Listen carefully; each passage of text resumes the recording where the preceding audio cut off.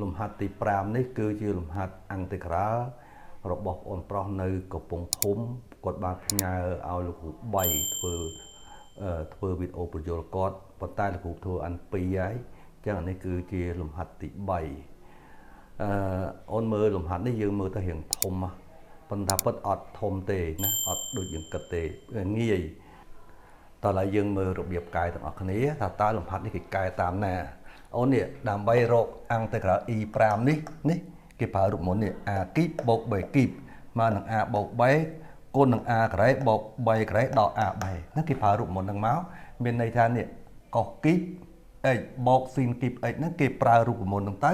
អូនឃើញកតារួមពេលនោះអូនសម្រួលចោលស្វោអូនឃើញហ្នឹងហើយលោកគ្រូនឹកតិចរូបមន្ត A គីបបូក B គីបនេះគឺស្មើនឹង A បូក B កតា A ការ៉េបូក B ការ៉េដល់ A 3ការពិត A គីបបូក B គីបនេះគឺស្មើនឹង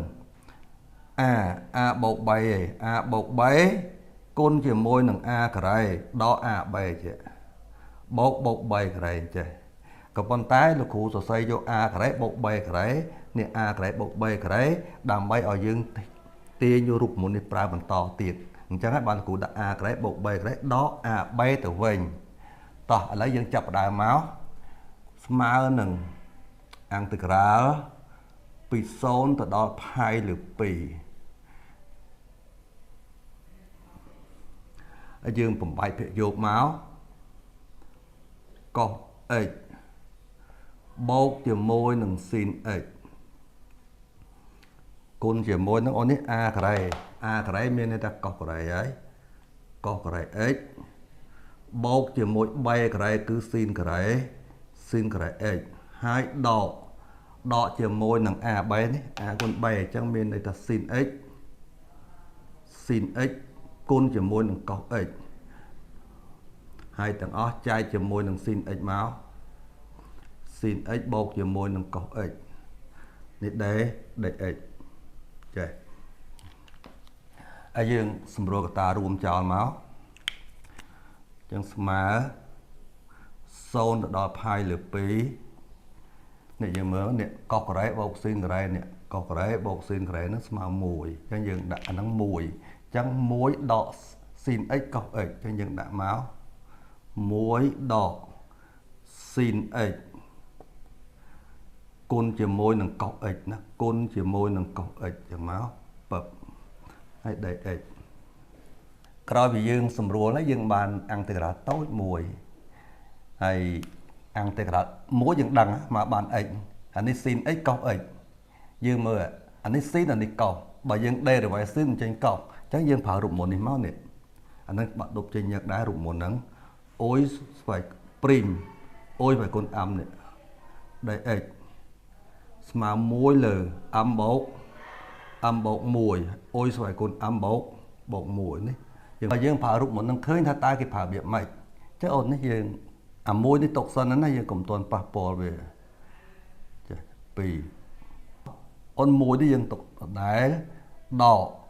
អូនអានេះស៊ីនអានេះកុសអញ្ចឹងក្នុងចំណោមទាំងពីរយើងដាក់ព្រីមមួយណាក៏បានដែរណាចាឥឡូវលោកគ្រូដូរស៊ីននេះឲ្យទៅកុសចុះ derivative កុសនេះព្រីមគុណជាមួយនឹងកុស x ហើយ x នេះលោកគ្រូដាក់ស្វ័យគុណ1ហើយទាំងអស់គុណដេក x ចេះនេះ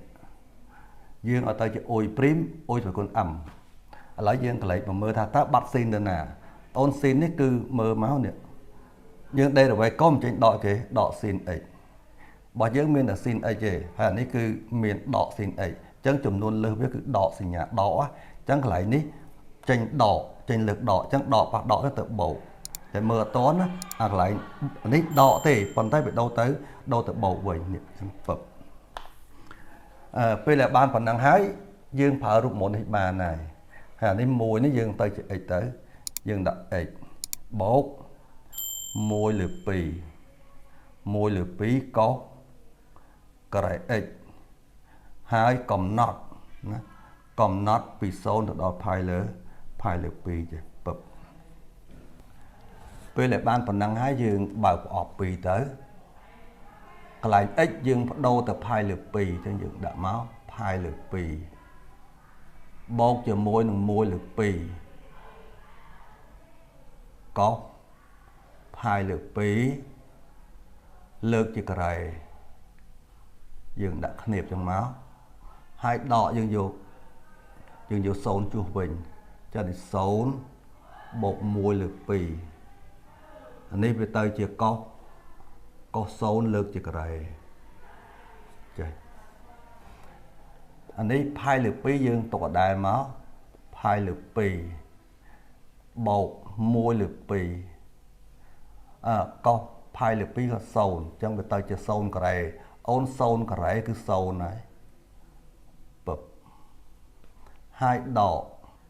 អានេះ0លុបចោលទៅអានេះកោស0ហ្នឹង1អញ្ចឹងនេះសល់1លើក2អញ្ចឹងអូនដាក់0បូក1លើក2អា0នេះលុបចោលក៏បានដែរអញ្ចឹងឥឡូវយើងឃើញចម្លើយតើអានេះផាយលើក2អានេះ0លុបចោលអានេះ0លុបចោលអញ្ចឹងនេះទៅដកមកដក1លើ2ហើយយើងទុកចឹងក៏បានយើងដាក់របាភាគរួមចឹងក៏បានផាយដក1ហើយចែកជាមួយ2ហ្នឹងហើយលំហាត់របស់អូននៅខេត្តកំពង់ធំផ្ញើ3លំហាត់លើលោកគ្រូធ្វើចប់អស់ហើយ